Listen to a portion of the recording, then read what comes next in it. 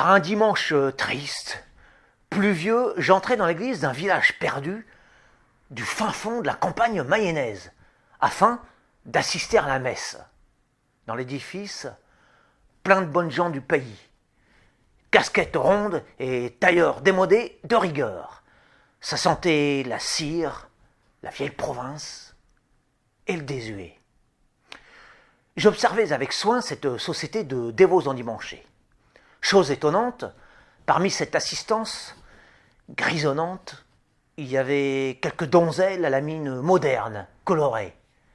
Elles n'avaient pas 20 ans. Certaines étaient disgracieuses, d'autres charmantes. Je scrutais discrètement ces enfants de cœur en fleurs. D'abord, les rosières sans attrait, puis les jolies oies blanches. Sur ces dernières, je m'attardais charitablement. Contraste saisissant entre ces dos courbés, ces nuques ridées, ces faces rougeaudes d'hommes et de femmes issus des terres archaïques et ces créatures juvéniles aux mines délicates, aux galbes olympiens, aux gorges parisiennes. Je me perdais dans la contemplation de ces chairs esthétiques, de ces figures aériennes, de ces toilettes recherchées. Les ouailles entonnèrent un air, guidé par un orgue solennel. L'instrument en question, mi-orgue, mi-harmonium, pour être honnête, semblait sorti d'un 19e siècle des plus rustiques. Les premières notes s'élevèrent. Je redoutais le pire. La mélodie n'était point grossière. Surpris, je l'écoutais avec une sincère émotion. L'on aurait pu s'attendre à quelque pesante, grasse, champêtre interprétation. La chorale s'avérait d'une étonnante qualité et le choix de l'œuvre d'un goût sûr. Tout à l'écoute du cantique, je ne quittais pas des yeux les avenantes pucelles, alors que montait le cœur. En esthète averti, j'associais les émois, combinais les ravissements, mêlais les ivresses. J'étais enchanté par la vue de ces demoiselles parées de la grâce, et, dans le même temps, transporté par l'hymne. Aux anges, corps et âme. Mon regard obliquait parfois vers la voûte aux peintures naïves, puis revenait vers ces vestales mayonnaises propres à inspirer d'authentiques vocations parnassiennes. Cette fois, la prière qui résonnait sous la voûte à la fresque écaillée se révélait de toute beauté.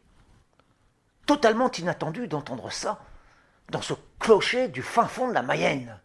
Déconcertant de s'apercevoir qu'un tel joyau put naître de ces gorges agrestes. Insolite de découvrir tant d'éclat chez ces éleveurs de bétail. Étonnant mais indéniable. Le chant était splendide, moment divin dans une semaine d'étables, de bistrots miteux et de cours de ferme aux odeurs de fumier. Pris sous le pieux sortilège des choristes, j'accédais à une autre dimension du monde, biblique. Tout était magnifié à travers le prisme de ma perception. Ma vision devenait insensiblement, progressivement, celle d'Adam et Ève d'avant le péché. Cet esprit vierge de préjugés, innocent, libre, ignorant des mondanités du mal comme de la laideur. Sous l'effet accru de l'art, je voyais le ciel partout où mon intention se portait. Et mon œil avait fini par se poser indistinctement sur les élus de Vénus, comme sur les créatures franchement ingrates. Cependant, conquis par tant de causes diverses, mais encore conditionné par d'académiques œillères culturelles, je préférais me concentrer sur les physionomies les plus flatteuses. Je contemplais ainsi quelques fraîches et ingénues sœurs d'Aphrodite, irrésistiblement emportées par l'aile de Terpe, ou je ne sais quel messager céleste, missionné pour sauver mon âme impie. La louange redoubla d'ardeur, et à ce moment précis, les têtes bovines s'affinèrent, des traits linéaux apparurent sur les visages, et je voyais des poètes à la place des paysans, et je voyais des anges à la place des jeunes filles, qu'elles fussent belles ou laides. J'ai craint que le charme ne se rompe aussitôt, la partition finie aussi.